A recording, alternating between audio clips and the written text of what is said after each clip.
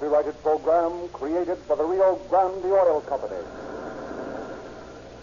San Francisco Police calling all cars, attention all cars, broadcast 115. A disturbance on the Barbary coast. That's all.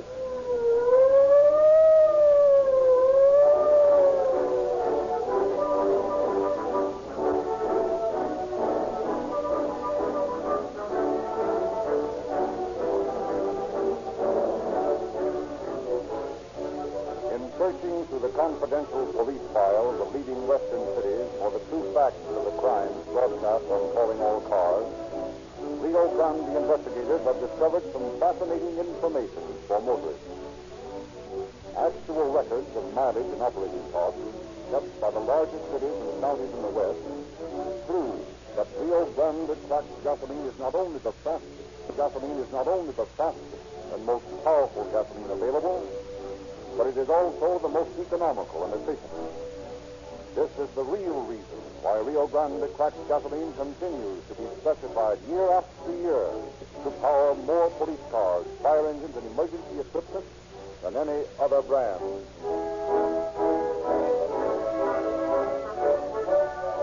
And now it is our great pleasure to introduce Sheriff Dan Murphy of San Francisco County, who will speak from the studios of station KFRC in San Francisco. Sheriff Murphy.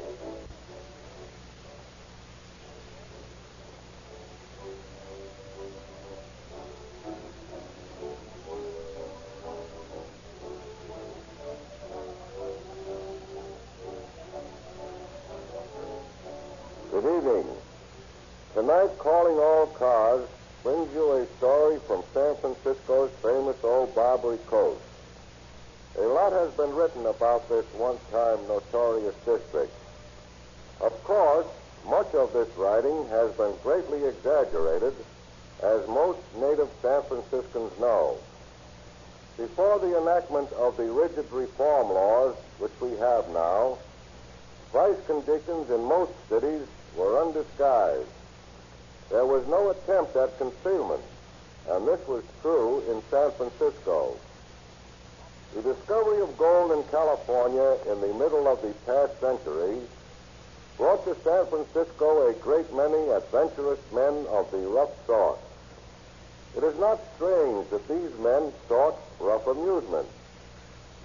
I recall as a small boy in San Francisco that right on Market Street there were such places as the old Cafe Royal, where percentage poker games were run in the open. The players in those games could be seen through the uncurtained windows from the sidewalk. In those days, gambling and vice conditions were close to many of our important public thoroughfares.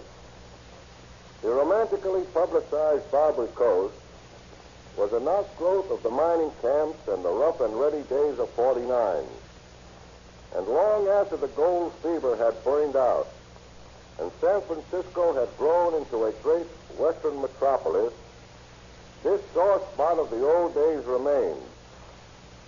There are some who would say that the Barbary Coast was a showplace. And while many of us old-timers are prone to romance about it, the truth is, as any veteran policeman can tell you, the Barbary Coast was a sordid and unromantic district. It was probably no worse than similar districts in other great American cities during the gaslight era. Violent crimes did occur there, but not with the frequency the popular writers would have us believe. Some crime flourished there for a long time, but eventually it met the end that crime always meets, when the police, backed by a righteous public opinion, set out to put an end to it.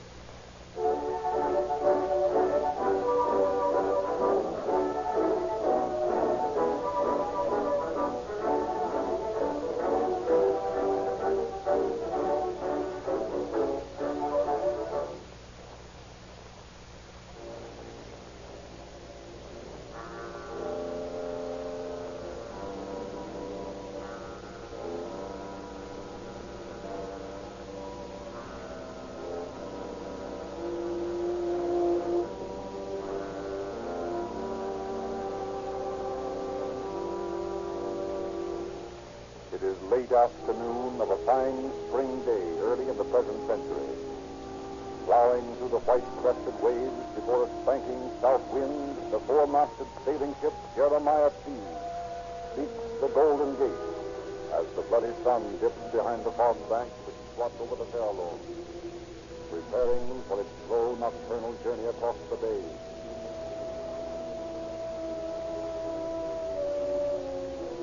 The first twisted fingers of gray mist are caressing the wooden hull of the Jeremiah T.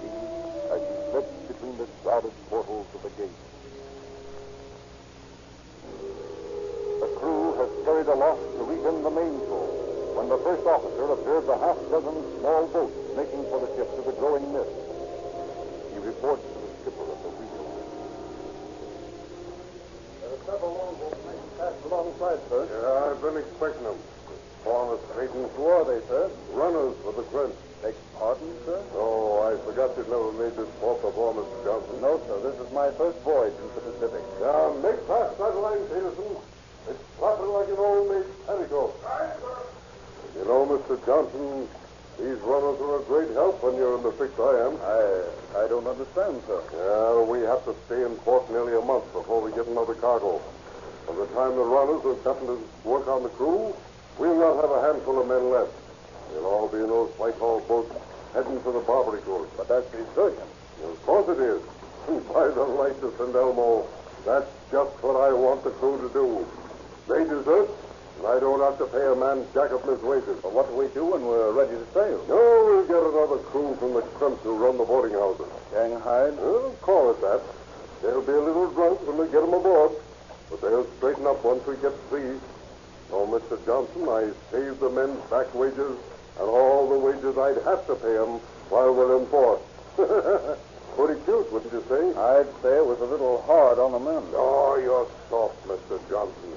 You've had too much of those North Atlantic steamships. I don't see why the men will be so willing to leave without their pay, why they've got 3 months' wages coming. Well, I've been running them for 10 days now, serving them miserable fools, breaking their backs, feeling the bills. Yes, I've noticed you've been working them harder than usual.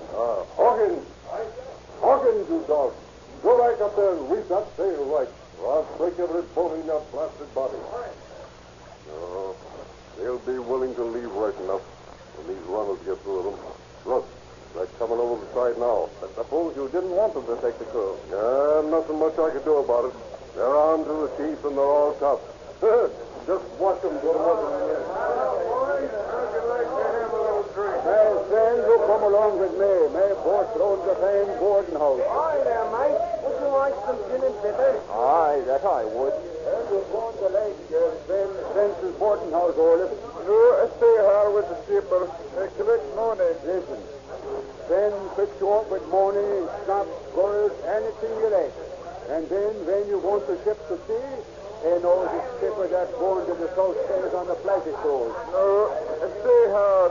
Collect money to get wife and baby in Stockholm.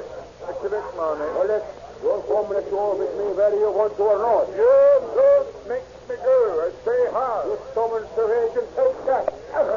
Here, hey, give me a hand at that customer. I have to use my persuasion on them. That's tequila. Sure, here you are. Keep one. Good, eh? Luis not have tequila since we signed on this hell ship in Yucatan. You don't like this ship, eh, Louis? No, it's muy malo. Keep our workmen too hard. You come with me to a Tabos boarding house. He fixed you up with good work, eh? Give me another drink. mi amigo. Here you are. Bueno. This very good tequila. This makes Luis feel fun. Sure, she's good stuff. You know, Luis first damn nice thrower in Yucatan. Sí. Luis throw nice in the ski. Come on, Louis, put that knife away. Al infierno con Capitan. You come with me. No, Luis, keep her like a dead cow. Wait a minute, Louis. Look here. Look at these features, Qué bonito, chiquitos, no. Hey, they wait for you at the table, eh? Louis, how you like this one? It's all right, eh? That one. Hey, wait a minute. Let me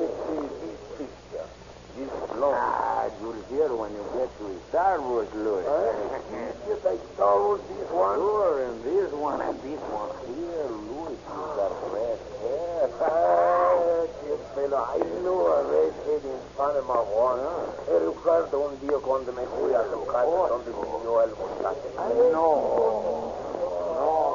¿Y Starboard? You got this red hair too? Sí. Qué buena. Give me another drink tequila, then we got to return with front.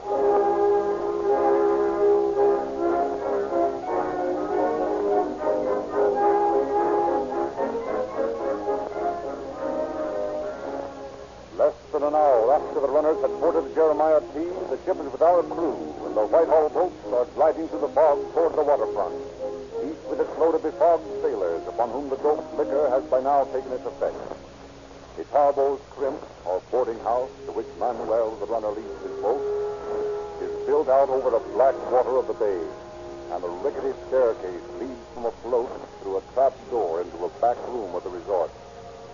As Manuel ties up his boat, the Tarbo, an evil-looking Spaniard, slumps down the stairs, a lantern in hand. Well, Manuel, how many this time? I get 3, boss. Only 3? What's the matter with you? Only 3 Mexicanos aboard. I tried to get big German fellow. I bite his ear. But 3-finger Mike from Shanghai Peace twist his arm and yell Shanghai Peace name. So I have to let him go.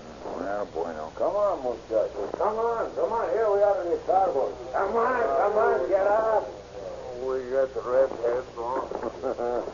See, you get red heads. Watch your step, you will fall in. Give me another drink. You get another drink upstairs. Come on, up with you. Come on. Come on. Pronto, vámonos. Come on, you. Come on, I say. Where is Red at? He'll be here in a minute. You just lie down here in this bunk. No, I don't want to lie down. I say lie down over there in the barn. Did you give them enough tequila to put them out? Sure. Look at them. They will not wake up until tomorrow. And if business is good, they'll be on their way out to sea. Yes, this one fellow here, Luis Gomez, he claims he's a knife thrower. Better you search him, eh? Huh? He's searching for a knife. Me, Tarbo, the best knife thrower on the Barbary coast. I will skin him at the wall before he can draw it. See, I forget you already. Still keep me a man with a knife. You better not forget, or you'll be the sixth. Come on out front now. I got Jose bringing in another man for the skipper of the Lima. He's short on him. We fix him up tonight. He sail at dawn. Yes, why not send him out a dead man? What a stuff a suit of clothes for you. No, I sent him a corpse with the others last time he was in port. I think it was that fellow Dirty Mike killed. Anyway, he found out about it, and he was very angry. I cannot afford to cheat good customers like the skipper of the Lima, Manuel. No, that is right, Jesse. Come on, we go into this room now, and you keep your eye open for Jose and his men. See?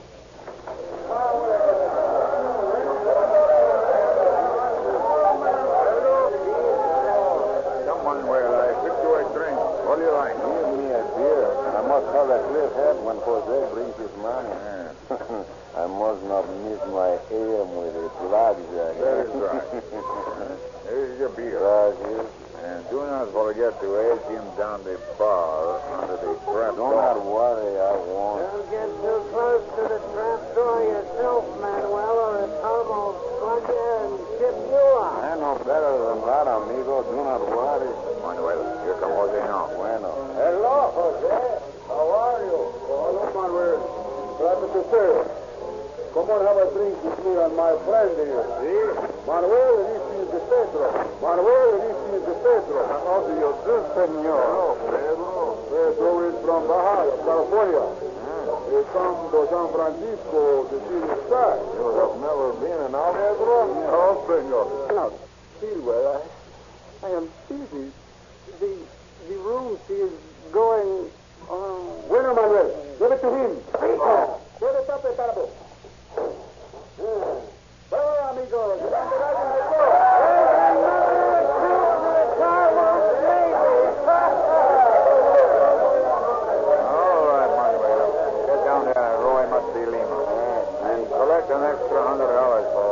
trouble at the last minute.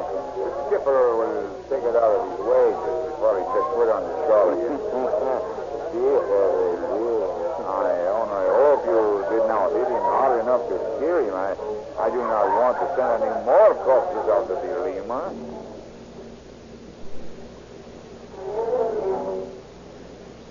While Manuel rows another victim of the bows out to the waiting ship, Louis Gomez and his companion sleep it off in the back room of the crimp.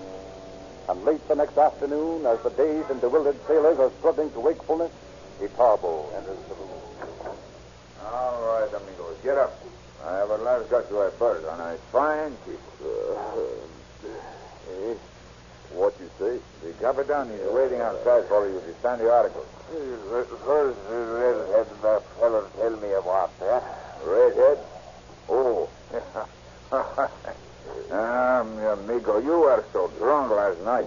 The red-headed senorita, she come to see you, but you would not move. You only grunt like a pig. Like a pig? Be careful what you say to Louis Gomez. Huh? I shall slit the throat of men who have said that. Oh, so? And I have split many a pig before you. Now, get into this. Don't you show me. Have you, I will throw you. Get in there.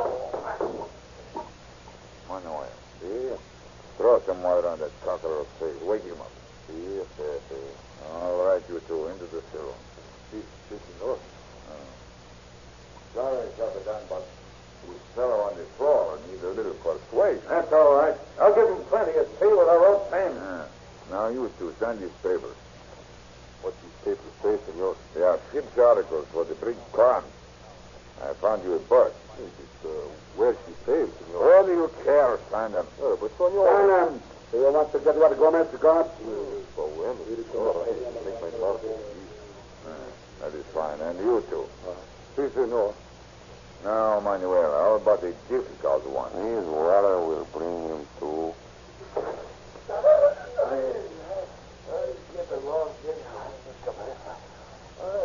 What is happening? Where am I? You are still here, my little fighting one. Get your feet. Take this pen. Now, sign your name here. What for? Sail with the Capitan here. I don't want to sail again. I'm tired of the sea. Sign those papers. What are you trying for do? Shanghai me? Oh, no, you don't. Just finding a berth for you. Now, sign those papers. Nice work. Oh, you... Stand on me, Tarbo. You can't Shanghai me. I'll stay right here if I have to split his throat. You got me, Tarbo. He's running now. He shall see me 16. See, I finish under the wall. Pull your knife out of my hand. Sailor's mother of mine, he sliced off a Tarbo's ear. A little further over. Pick up your knife, son of a dog. I fight as one with either hand. And I do not need an ear to...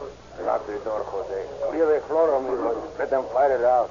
Eddie Talbot's knife claiming 16 to this Always bled and drunk the blood of a score of men. Have your last boat, Steve. You will never live to see tomorrow's sun. They got a perfectly good shirt. Boy, Gomez can have your knife and no mistake. Oh, tell me when the slaughter's over. I can't stand the blood. That's why I quit my job in the sun. On a better fight on the busman. Or just now, better fight on the busman. The whole court. Go on, Charlie, go on. Do you suppose I should drink in this joint if I hit $5? There goes part of the bar. Yes, and possibly Talbot, too. Did you see that slide into Chris now? The first man to break is done for. Come on, Gomez. Give it to the big hoot. You would like more trouble, eh? Oh, no. I was just fooling. Make him break, Jose. Make him break. Don't look so good for a Tarbo. The little guy has a hammerlock on it. He's brilliant. Son of a... I don't... It's that heel. Your knife will never reach my throat. No, but yours is useless behind your back.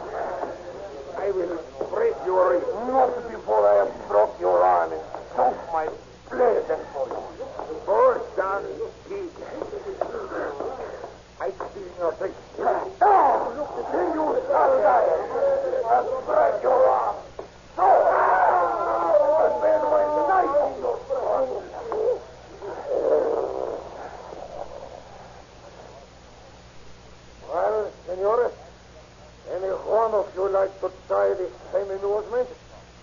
warn you. Do not draw your gun, for my knife is twisted on your Manuel, you're standing over the trap. Can you reach the lever? I will try. Draw the wall. Stand where you are. Stand! That's the Cherokee. Open up. Police. Let them in, Jose. Tarbo had killed Gomez. It would have been different. But with the Tarbo dead, we had better have the law on our side. And don't tell them what we did with Gomez. That, too, is murder. Sí, un momento, señores. Un momento. Mira para allá. Yeah, what's going on there? Somebody sent in a call. It is as you see, senor. Tarbo. What's the trouble, Phelan? Well, looks like murder, Inspector. I should say it looks like slaughter. Stand by at the door and don't let anybody out or in.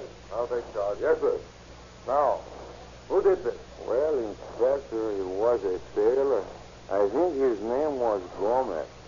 At least that is what he calls himself. Where is he now? I do not know. What do you mean? He escaped. He knifed the Tarbo and he escaped. How? Inside. You, what do you know about this? Me? Absolutely nothing. I don't know a thing. As a matter of fact, I was asleep in the corner the whole time. I just woke up when you knocked on the door. And that's the truth. God help me. And what's your name? Smith. John Smith. How about you? What do you know about this? I don't know a thing. Not at least it seems. It all seems like a dream. Don't you think maybe it was a dream, Inspector? I doubt it. What's your name? John Joe. What do you know about this? Me know nothing, me number one, quite a kind of for you, me no say nothing, no. And what's your name? Just now, me call it John. John Chinaman, I suppose. Yeah. John Chinaman. Someone for the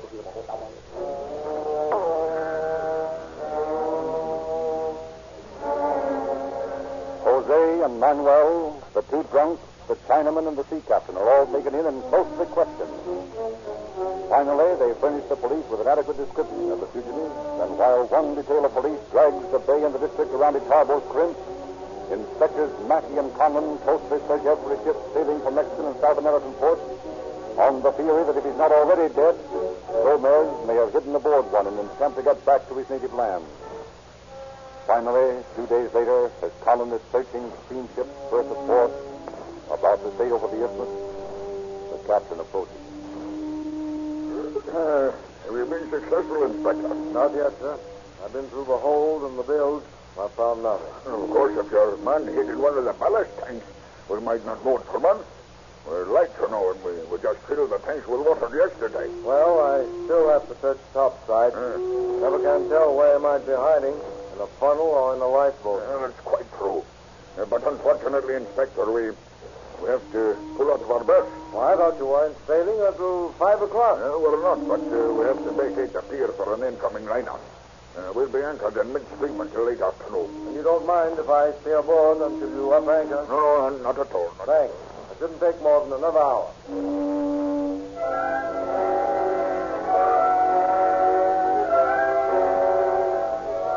While two tugs strain and shove at the sides of the SS Bertha 4, shunting her into the middle of the bay, Inspector Conlon continues his search of the upper deck, peering under lifeboat covers, prodding into funnels, opening lockers and chests in the officers' quarters and in the forecastle.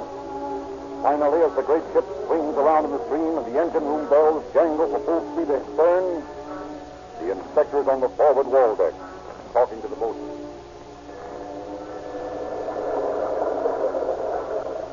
What's in that locker, boatman? Who wants to know? Oh, perhaps you didn't know I was aboard. I'm Inspector Conlon of the San Francisco Police, and I have the captain's permission to search the ship. What are you searching for? That makes no difference. What's in that locker? Ain't it changed?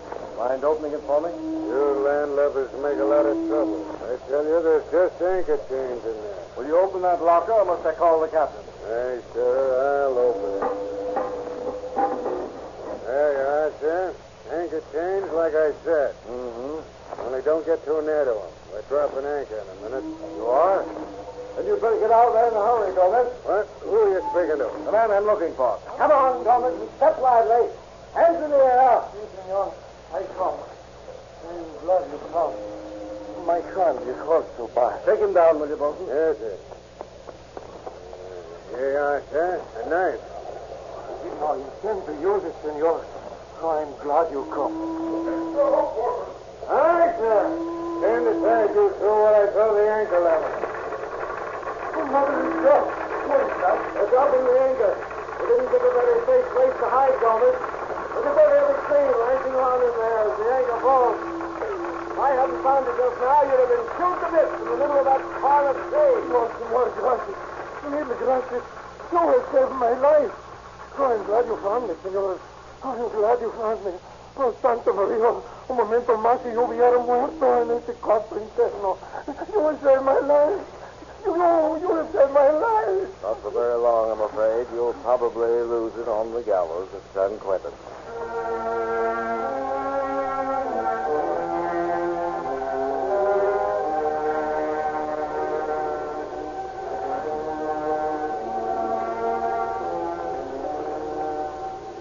But in a dramatic courtroom scene in which Louis Gomez argued for his life on the plea of self-defense, the jury was sufficiently influenced to save his life. But public opinion was changing, and no Barbary Coast crime was permitted to go unpunished. The Louis Gomez, unfortunate victim of the Shanghaiing racket, was sentenced to San Quentin Penitentiary for 20 years on a verdict of murder in the second degree. During this broadcast, a telegram was received from Phoenix, Arizona. It reads, Arizona's largest county, Maricopa, has just placed its new contract for a year's supply of gasoline for all sheriff's cars and other emergency equipment with the Rio Grande Oil Company, specifying Rio Grande cracked gasoline exclusively.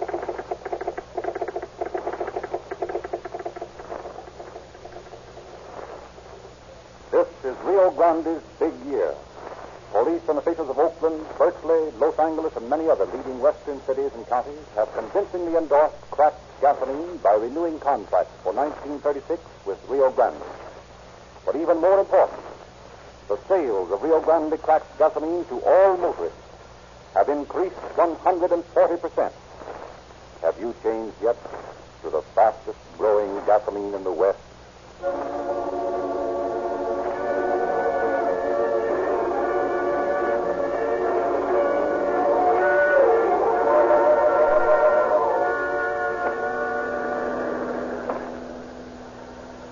Francisco police calling all cars, attention all cars. A cancellation of broadcast 115 regarding a disturbance on the Barbary coast. Disturbance is now quieted. That's all. You will have the special new programs. You will hear space. Read about the space. Read a free copy. Read about the special new programs you will hear this month.